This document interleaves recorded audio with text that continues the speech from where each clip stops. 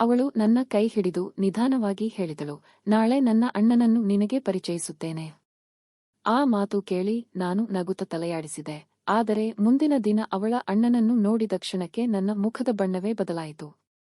ಯಾಕೆಂದರೆ ಅವನು ನನ್ನ ಬಾಲ್ಯದ ಗೆಳೆಯ, ನನ್ನ ಪ್ರಾಣ ಸ್ನೇಹಿತ, ನನ್ನ ಎಲ್ಲಾ ರಹಸ್ಯಗಳನ್ನು ತಿಳಿದಿದ್ದ ವ್ಯಕ್ತಿ. ಆದರೆ ಅವನಿಗೆ ಗೊತ್ತಿರದ ಒಂದು ರಹಸ್ಯ ಮಾತ್ರ ಇತ್ತು, ನಾನು ಪ್ರೀತಿಸುತ್ತಿದ್ದ ಹುಡುಗಿ ಅವನ ತಂಗಿ.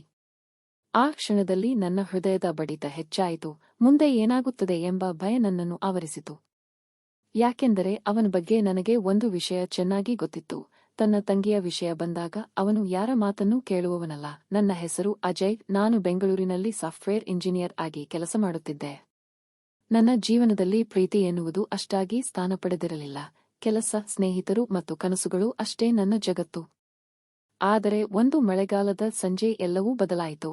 ಕಚೇರಿಯಿಂದ ಮನೆಗೆ ಬರುತ್ತಿದ್ದಾಗ ಬಸ್ ನಿಲ್ದಾಣದಲ್ಲಿ ಒಬ್ಬ ಹುಡುಗಿ ಮಳೆಯಲ್ಲಿ ನೆನೆದು ನಿಂತಿದ್ದಳು. ಅವಳ ಕೈಯಲ್ಲಿದ್ದ ಪುಸ್ತಕಗಳು ಕೆಳಗೆ ಬಿದ್ದವು. ನಾನು ಓಡಿ ಹೋಗಿ ಅವುಗಳನ್ನು ಎತ್ತಿಕೊಟ್ಟೆ. ಧನ್ಯವಾದ ಎಂದು ಅವಳು ನಗುತ್ತ ಹೇಳಿದಳು.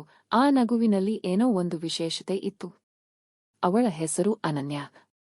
ಆ ದಿನ ಆರಂಭವಾದ ಮಾತುಗಳು ನಿಧಾನವಾಗಿ, ಸ್ನೇಹವಾಗಿ ಬದಲಾದವು. ಪ್ರತಿದಿನ ಚಾಟ್ ಕರೆಗಳು, ಭೇಟಿಗಳು ಆರಂಭವಾದವು. ಅವಳು ಸರಳ ಹುಡುಗಿ, ಹಣಕ್ಕಿಂತ ಸಂಬಂಧಗಳಿಗೆ ಬೆಲೆ ಕೊಡುವವಳು. ಅವಳ ಜೊತೆ ಮಾತನಾಡಿದಾಗ ಸಮಯ ಹೇಗೆ ಕಳೆಯುತ್ತಿತ್ತು ಎಂಬುದೇ ಗೊತ್ತಾಗುತ್ತಿರಲಿಲ್ಲ. ಕೆಲವು ತಿಂಗಳ ನಂತರ ನನಗೆ ನಾನು ಅವಳನ್ನು ಪ್ರೀತಿಸುತ್ತಿದ್ದೆ ಎಂದು ಅರ್ಥವಾಯಿತು. ಒಂದು ಸಂಜೆ ಕೆರೆಯ ತೀರದಲ್ಲಿ ಕುಳಿತಿದ್ದಾಗ ಧೈರ್ಯ ಮಾಡಿ ಹೇಳಿದೆ, ಅನನ್ಯ, ನನಗೆ ನೀನು ಇಷ್ಟ. ಅವಳು ನನ್ನ ಕಣ್ಣುಗಳನ್ನೇ ನೋಡಿದಳು. ಕೆಲವು ಕ್ಷಣ ಮೌನವಾಗಿದ್ದಳು. ನಂತರ ನಗುತ್ತ ಹೇಳಿದಳು, ನನಗೂ. ಆ ಒಂದು ಮಾತು ನನ್ನ ಬದುಕಿನ ಅತ್ಯಂತ ಸಂತೋಷದ ಕ್ಷಣವಾಗಿತ್ತು.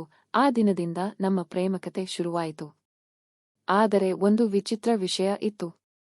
ಅವಳು ತನ್ನ ಕುಟುಂಬದ ಬಗ್ಗೆ ಹೆಚ್ಚು ಮಾತನಾಡುತ್ತಿರಲಿಲ್ಲ. ತನ್ನ ಅಣ್ಣ ಇದ್ದಾನೆ ಎಂದು ಮಾತ್ರ ಹೇಳುತ್ತಿದ್ದಳು, ಆದರೆ ಹೆಸರು ಹೇಳಿರಲಿಲ್ಲ. ನಾನು ಹೆಚ್ಚಿನ ಪ್ರಶ್ನೆ ಕೇಳಿರಲಿಲ್ಲ. ಕೆಲವೊಮ್ಮೆ ಸಂತೋಷದಲ್ಲಿ ಇರುವವರು ಸತ್ಯದ ಬಗ್ಗೆ ಯೋಚಿಸುವುದೇ ಇಲ್ಲ. ಆದರೆ ಒಂದು ದಿನ ಅವಳು ಹೇಳಿದಳು, ಅಜಯ್, ನಮ್ಮ ವಿಷಯವನ್ನು ಈಗ ಮನೆಯವರಿಗೆ ಹೇಳಬೇಕು. ನಾನು ಖುಷಿಯಿಂದ ಒಪ್ಪಿಕೊಂಡೆ. ಮೊದಲು ನನ್ನ ಅಣ್ಣನನ್ನು ಭೇಟಿಯಾಗು. ಅದು ನನ್ನ ಜೀವನದ ಅತ್ಯಂತ ದೊಡ್ಡ ಆಘಾತಕ್ಕೆ ಕಾರಣವಾಗಲಿದೆ ಎಂದು ನನಗೆ ಆಗ ಗೊತ್ತಿರಲಿಲ್ಲ. ಮುಂದಿನ ದಿನ ನಾವು ಒಂದು ಕಾಫಿ ಅಂಗಡಿಗೆ ಹೋದೆವು. ಅನನ್ಯ ಯಾರನ್ನೋ ಕಾಯುತ್ತಿದ್ದಳು. ಸ್ವಲ್ಪ ಸಮಯದ ನಂತರ ಒಬ್ಬ ವ್ಯಕ್ತಿ ಒಳಗೆ ಬಂದ. ಅವನನ್ನು ನೋಡಿದ ಕ್ಷಣಕ್ಕೆ ನನ್ನ ಕೈಯಲ್ಲಿದ್ದ ಕಪ್ ನಡುಗಿತು. ಅವನು ರಾಹುಲ್, ನನ್ನ ಬಾಲ್ಯದ ಸ್ನೇಹಿತ, ಶಾಲೆಯಿಂದ ಕಾಲೇಜಿನವರೆಗೆ ನನ್ನ ಜೊತೆಗಿದ್ದ ಹುಡುಗ. ನಾವು ಸಹೋದರರಂತೆ ಬೆಳೆದಿದ್ದೆವು. ಆದರೆ ಕೆಲಸದ ಕಾರಣದಿಂದ ಕೆಲವು ವರ್ಷಗಳ ಹಿಂದೆ ದೂರವಾಗಿದ್ದೆವು. ಅಜಯ್, ನೀನಾ ಎಂದು ಅವನು ಆಶ್ಚರ್ಯದಿಂದ ಕೇಳಿದ. ನಾನು ಮಾತೇ ಬರದೆ ನಿಂತಿದ್ದೆ. ಅನನ್ಯ ಗೊಂದಲದಿಂದ ನಮ್ಮಿಬ್ಬರನ್ನು ನೋಡುತ್ತಿದ್ದಳು. ನೀವಿಬ್ಬರೂ ಒಬ್ಬರಿಗೊಬ್ಬರು ಗೊತ್ತಾ? ರಾಹುಲ್ ಜೋರಾಗಿ ನಕ್ಕ. ಗೊತ್ತಾ ಅಂತೆ. ಇವನು ನನ್ನ ಬೆಸ್ಟ್ ಫ್ರೆಂಡ್. ಆ ಕ್ಷಣದಲ್ಲಿ ನನ್ನ ಮನಸ್ಸಿನಲ್ಲಿ ಸಂತೋಷ ಮತ್ತು ಭಯ ಎರಡೂ ಒಟ್ಟಿಗೆ ಹುಟ್ಟಿದವು. ಆದರೆ ಕೆಲವು ನಿಮಿಷಗಳ ನಂತರ ಆ ಸಂತೋಷ ಮಾಯವಾಯಿತು. ಅನನ್ಯ ವಾಶ್ರೂಮಿಗೆ ಹೋದಾಗ ರಾಹುಲ್ ನನ್ನ ಕಡೆ ಗಂಭೀರವಾಗಿ ನೋಡಿದ. ಅಜಯ್, ಒಂದು ವಿಷಯ ಸ್ಪಷ್ಟವಾಗಿ ಹೇಳ್ತೀನಿ, ನನ್ನ ತಂಗಿಯ ಜೀವನದ ಜೊತೆ ಆಟ ಆಡೋವರನ್ನು ನಾನು ಕ್ಷಮಿಸುವುದಿಲ್ಲ ಎಂದು ಎಚ್ಚರಿಸಿದ. ಆ ಕ್ಷಣದಿಂದ ಪರಿಸ್ಥಿತಿ ಬದಲಾಗತೊಡಗಿತು. ರಾಹುಲ್ ಹೊರಗೆ ನಗುತ್ತಿದ್ದರೂ ಒಳಗೆ ಅನುಮಾನ ಪಡುತ್ತಿದ್ದ. ನಮ್ಮ ಸಂಬಂಧವನ್ನು ಒಪ್ಪಿಕೊಳ್ಳಲು ಅವನಿಗೆ ಕಷ್ಟವಾಗುತ್ತಿತ್ತು. ಒಂದು ದಿನ ಅವನು ನೇರವಾಗಿ ಕೇಳಿದ, ನಿಜವಾಗಿಯೂ ಅವಳನ್ನು ಪ್ರೀತಿಸುತ್ತೀಯಾ? ನಾನು ತಕ್ಷಣ ಉತ್ತರಿಸಿದೆ, ನನ್ನ ಜೀವಕ್ಕಿಂತ ಹೆಚ್ಚು. ಆದರೂ ಅವನ ಮುಖದಲ್ಲಿ ನಂಬಿಕೆ ಕಾಣಿಸಲಿಲ್ಲ. ಕೆಲವು ವಾರಗಳ ನಂತರ ಪರಿಸ್ಥಿತಿ ಇನ್ನಷ್ಟು ಸಂಕೀರ್ಣವಾಯಿತು. ಒಂದು ರಾತ್ರಿ ಅನನ್ಯ ಅಳುತ್ತಾ ಕರೆ ಮಾಡಿದಳು, ಅಣ್ಣ ನಮ್ಮ ಸಂಬಂಧಕ್ಕೆ ವಿರೋಧಿಸುತ್ತಿದ್ದಾನೆ. ನನ್ನ ಹೃದಯ ಕುಸಿದು ಬಿಟ್ಟಿತು. ಯಾಕೆ? ಅವನಿಗೆ ಭಯ, ನಾನು ನೋವು ಅನುಭವಿಸಬಾರದು ಅಂತ. ಆ ರಾತ್ರಿ ನಾನು ನಿದ್ರೆ ಮಾಡಲಿಲ್ಲ. ಒಂದೆಡೆ ಪ್ರೀತಿ, ಇನ್ನೊಂದೆಡೆ ವರ್ಷಗಳ ಸ್ನೇಹ. ನಾನು ಯಾರನ್ನು ಕಳೆದುಕೊಳ್ಳಬೇಕು ಎಂಬ ಉತ್ತರ ಸಿಗಲಿಲ್ಲ. ಮರುದಿನ ನಾನು ರಾಹುಲ್ನು ಭೇಟಿಯಾದೆ. ನೀನು ಯಾಕೆ ವಿರೋಧಿಸುತ್ತಿದ್ದೀಯಾ? ಅವನು ಸ್ವಲ್ಪ ಹೊತ್ತು ಮೌನವಾಗಿದ್ದ. ನಂತರ ಒಂದು ಫೋಟೋ ನನ್ನ ಕೈಗೆ ಕೊಟ್ಟ. ಅದರಲ್ಲಿದ್ದ ಹುಡುಗಿ ಅವನ ಪ್ರೇಯಸಿ. ನಾನು ಅವಳನ್ನು ಮದುವೆಯಾಗಬೇಕಿತ್ತು. ಆದರೆ ಅವಳು ನನ್ನನ್ನು ಬಿಟ್ಟು ಹೋದಳು ಎಂದು ಹೇಳುತ್ತಾ ಅವನ ಧ್ವನಿ ನಡುಗುತ್ತಿತ್ತು. ಮೊದಲ ಬಾರಿ ಅವನ ನೋವನ್ನು ನೋಡಿದೆ. ಆ ದಿನದಿಂದ ನಾನು ಒಂದು ನಿರ್ಧಾರ ಮಾಡಿದ್ದೆ, ನನ್ನ ತಂಗಿಗೆ ಎಂದಿಗೂ ಆ ನೋವು ಬರಬಾರದು. ಆ ಕ್ಷಣದಲ್ಲಿ ನನಗೆ ಅವನ ವಿರೋಧದ ಹಿಂದಿನ ಕಾರಣ ಅರ್ಥವಾಯಿತು. ಅವನು ಕೆಟ್ಟವನು ಅಲ್ಲ, ಭಯಗೊಂಡ ಅಣ್ಣ ಅಷ್ಟೇ. ಆದರೆ ಕತೆ ಅಲ್ಲಿಯೇ ಮುಗಿಯಲಿಲ್ಲ. ಕೆಲವು ದಿನಗಳ ನಂತರ ಮತ್ತೊಂದು ಸತ್ಯ ಹೊರಬಂತು. ಅನನ್ಯಾಳಿಗೆ ವಿದೇಶದಲ್ಲಿ ದೊಡ್ಡ ಉದ್ಯೋಗದ ಅವಕಾಶ ಸಿಕ್ಕಿತ್ತು. ಅವಳು 1 ವರ್ಷ ಅಮೆರಿಕಕ್ಕೆ ಹೋಗಬೇಕಾಗಿತ್ತು. ಎಲ್ಲರೂ ಖುಷಿಪಟ್ಟರು, ಆದರೆ ಅವಳು ಮಾತ್ರ ಮೌನವಾಗಿದ್ದಳು. ಯಾಕೆಂದರೆ ಅವಳ ಮುಂದೆ ಕನಸು ಅಥವಾ ಪ್ರೀತಿ ಎಂಬ 2 ದಾರಿಗಳಿದ್ದವು. ಒಂದು ರಾತ್ರಿ ಅವಳು ನನ್ನನ್ನು ಭೇಟಿಯಾದಳು. ನಾನು ಹೋಗಬೇಕಾ? ಅವಳ ಕಣ್ಣುಗಳಲ್ಲಿ ಗೊಂದಲ ಇತ್ತು. ನಾನು ಅವಳ ಕೈ ಹಿಡಿದೆ. ಹೋಗು.